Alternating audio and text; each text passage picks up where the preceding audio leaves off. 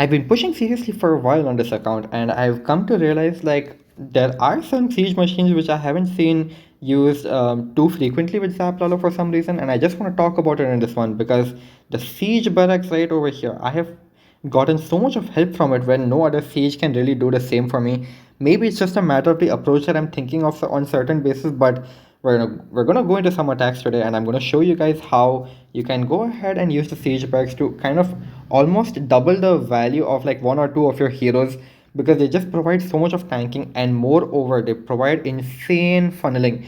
So you can push your queen and your king into like certain areas which are not as easily reachable, and you can also provide a bit of cover for your royal champion in the meantime. So it's just a lot of multitasking that like the defenses have to deal with, and I'm just gonna show you guys over here how that does happen, and of course I will explain the rest of the attack flow as well. So let's just go into those.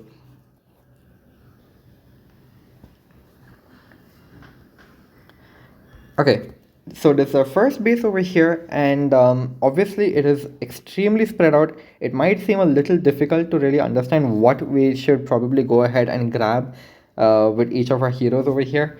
And honestly, the approach I take on this one is a little bit like it's very unusual to say the least. So um, yeah, I think we can start with like observing how there's like this triple inferno farm over here, and this is the type of base also where I feel like a heal tome is better than a life tome, just because you manage to like get through all of that damage with no problems. Of course you have to use your warden ability, but after getting past this area, what is even left on the base, considering that you managed to deal with like one of these threats one way or the other. So of course we have our zap spells coming in, and remember we don't have to make the zap spells always like extremely large value. You just need to think of ways in which your zap spells can go ahead and make life easy for either your heroes or a siege machine. So just keeping that in mind, let's just go on with the rest of this video, because we're not going to make life easy for a siege machine on this one, because it's the siege barracks that we're showing off over here, and you can see like it's just going to provide like this nice funnel value, so that will force my queen up and around over here, and we're just trying to snipe the enemy queen over the wall, and we're having like these defenses in this area kind of taken over, and you can see I've dropped my royal champion as well as a skeleton spell, which will sadly get wasted, but it's all good. Like look at this value, like this is something that a flamefinger cannot do for you, but with the help of like just those few pekkas over there, I am not really spending too many resources, and this royal champion is getting a good amount of value. So not only did the siege barracks funnel our queen to nicely go on over here and help with just cutting out a lot of trash, but it also is providing cover for a royal champion. So don't waste that value. You can get some really good value from it. Those pekkas and those wizards provide high amounts of tanking with good damage to back it. So of course now that we've pushed our king and queen over here, I'm sure you can see what the rest of our target is. So now we've kind of cleared the area around the place that we zap, but we still have like this tiny channel over here. So I'm hoping you guys can see the way I'm attempting to break the base down over here, and it should work out all fine. So now this royal champion will be able to deal with the clan castle in relative safety. There's still yetis from our siege barracks that have just popped, which will be able to provide the tank value for her. So yeah, look at this wall breaker as well. Like I've dropped it from over here so that it breaks the monolith wall directly, and this gives my queen access to the town hall. So you can't ask for much more than that. And of course, don't forget, we are not waiting for any of the previous phases to end. So I'm not waiting for my royal champion to pop her ability. I'm not waiting for the town hall to go down over here. I only spent enough time paying attention to each of those phases so that I understand for sure my queen is going to be able to get the town hall. My royal champion is definitely protected long enough to do whatever she needed to do. And look at this, like now we have direct entry into this multi-inferno farm that I was talking about. There is no reason for us to consider using our spells anywhere else on this base. We have a freeze, we have some rages, we have a haste. So just go ahead and pop it into this last little area. The heal tome will help sustain, and don't forget to also have your remaining loons just come in from behind, and that will overwhelm the final few threats really left on this base. Like what can you even do on, like what can the defender even do in this position? Like it's so overwhelming, this finish, because if you break bases down correctly, The Lalo just cannot be stopped. Like, look at this, guys. It's just there's just so many balloons, and we still have the Yetis from the siege packs like roaming around right now. So honestly, can't ask for much more than that. We got a very nice funnel into the threat of the base over here, and it nicely kind of like pathed out into the last few remaining defenses. And as literally everything was tanked, we just kind of took advantage of it. So don't forget to kind of get a cross tanking going. Maybe most of you might have considered, like especially like beginners at Zap Lalo, most of you might not have considered getting the balloons down to take out this area of the base, and that is important because your queen would have died over here, honestly, because after taking the town hall down, like these defenses might have targeted her, and she could not have gotten even more value after getting the town hall down. It's just small things like that, right? It's all about cross tanking and timing things correctly. You can get some insane value. So don't waste any value. Try your best to just make sure you can get things going one after another without waiting for the previous one to finish. Let's just move on to the next one.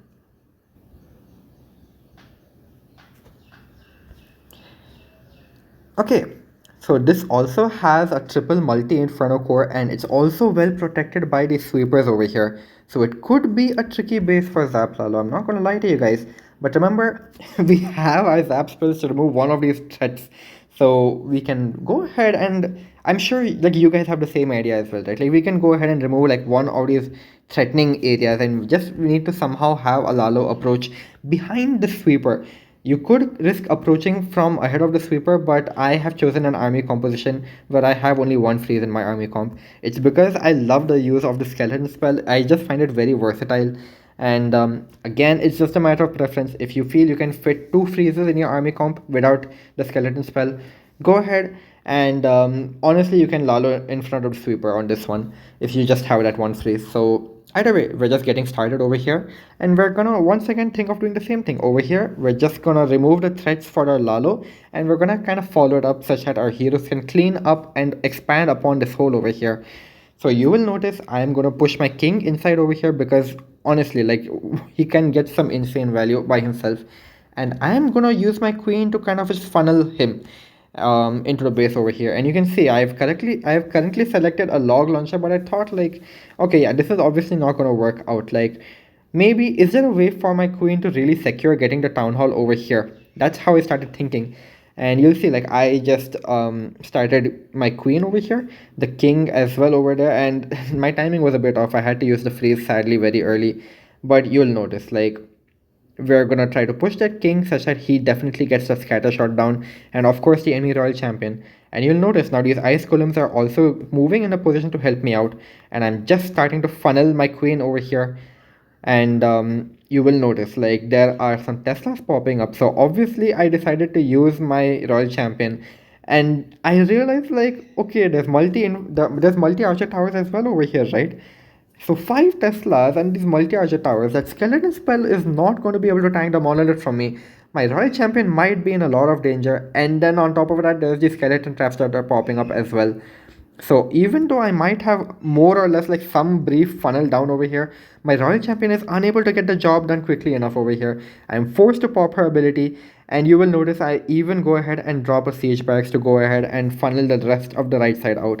So look at how the queen eventually manages to turn back into the base. And look at this, guys. Like the P.E.K.K.A still tank for the royal champion just a little bit more and provide that much more support, just that much more support. And now these guys are literally going to come and join with our Lalo over here.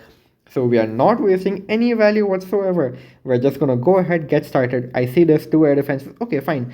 Two hounds, one for each of them. And we're just going to get a loon parade going. You'll also notice like this is such a nice spread, right? Like we've also caught our P.E.K.K.As inside this vulnerability, and these balloons are gonna have no problems whatsoever. So yeah, I can just dump my rage right over here because what threats are even there on this back end? Look at the base, it's completely gone. Those siege barracks have gone into cleanup. Some of the wizards have split towards my queen to help out with dealing with the ice golems. It's just insane. Like this is the power of cross tanking. You have so many wizards everywhere. They might go into cleanup, they might go into helping your Lalo, they might go into helping your queen. It is crazy. So you can just get some insane value provided that you start early enough and you do not waste any value from anything that you are really going for over here. So honestly can't ask for much more than that. It's another overwhelming finish, and you just have to think outside the box a little. On this one, I was forced to adapt on the fly because the Royal Champion was not going to be enough, the Skeleton Spell was not going to be enough, but that's just what this army does take, and most armies do. You do need to provide the support very dynamically, and you just need to make sure that you can get your heroes to where they need to go in order to get yourself the 3 star. So yeah, another very interesting use of the siege barracks. Let's just move on to some more.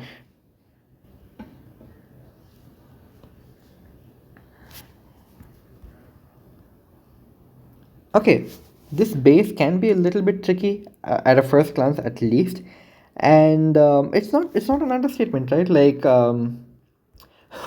because you can see like this is just like an isolated area, and this is like completely isolated as well, and we've got like early sweepers over here protecting like a double multi inferno and a poison tower, so it could be a lot to go through, and we probably have to consider how we want to approach this base as well. So let's just go through it together, right? Like we have to somehow surpass like this isolated core area, you could say. We need to make it easy for our Lalo to deal with only like one threat, because we have only one use of our Warden ability, and we need to save it for some real like huge threat over here. So that being said, I think maybe we can have some sort of split over here where we just zap out like this area, right? And maybe we can have our king go in over here, and we can have our queen come in over here, and eventually go ahead and with the help of some wall breakers go ahead and grab most of the court, to say the least. So you can see that's exactly what I'm trying to do over here, and I've even funneled out the collector over here to push my king over here. So we're just gonna go ahead and get that going, and you'll see I just slowly notice like maybe my giant and my ice golem over here are not sufficient, because they've already gone ahead and died, and it's my queen that's going to start taking damage now, and more importantly, this funnel is not being set fast enough. So I want to absolutely ensure that I can get that possible, right? I just want to make sure that that is possible. And now the Pekkas are taking the damage. It's not my queen anymore. So I can actually increase the survivability for her by a lot. And I even saw one super minion pop up. So honestly, it works out even better. And what better time to even start the Royal Champion? Because these Pekkas are coming around with the Wizards, and might as well go ahead and start the Royal Champion to go ahead and just make sure that does happen. So yeah, just drop the skeleton spell for my Royal Champion. I will sacrifice her ability to just remove this entire area. I am trying to also cross tank for the Royal Champion. Remember that tip. Do not wait for one phase to finish, and just go ahead and start the next one as you see fit. Such that you can still kind of do it in a way where you can keep the previous phase going alive with the help of cross tanking. And you'll also notice one more important detail over here. I was forced to use both of my wall breakers over here. So just again, the importance of starting early and how the siege barracks helps funnel. Like because there's literally no buildings around, my queen broke through the wall all by herself to go ahead and grab this multi inferno. So that's I'm just showing you guys, right? Like it is just that important to get cross tanking going. So over here the Royal Champion has done a fantastic job of dealing with that entire compartment over here. I'm just trying to catch the I was trying to catch the Royal Champion in the Warden's ability, but I was like half a second too late. But you know what, it doesn't even matter, because as I said, our Warden ability can only deal with one threat, and one threat is all we have left on this base. That is just what we've managed to do with the help of cross tanking to that extent. Like literally, it was just this much of the base. Okay, fine, that's an over exaggeration. Maybe this much of the base that our Lalo had to deal with. Honestly, it doesn't even matter. Like, look at this. Like, how is this going to even stop our Lalo at this point? We just have way too many balloons. So, yeah, with those many troops on the board, it's really, really difficult to defend Zap Lalo, especially when your queen and your Royal Champion are able to just do so much more. Like, without the siege barracks, my queen would have probably died around here, especially with the Super Minion Ice Golem Clan Castle. But those Pekkas just gave her a second life. And honestly, with my Royal Champion and the Pekkas kind of helped each other out, clear the defenses, clear the trash over here, and the queen went towards the core all by herself. I don't know what to say, guys. Like, if that's not enough to sell you guys on using the siege barracks in Zap Lalo in some situations, I don't know what is. Of course, there are some situations where you need like a stone slammer or a blimp or some other siege. Obviously, the flame finger, how can I forget? But just some cases where I feel like the siege barracks can just give you that much more life. Nah, let's just do one more attack for you guys, and then we'll call this one a wrap.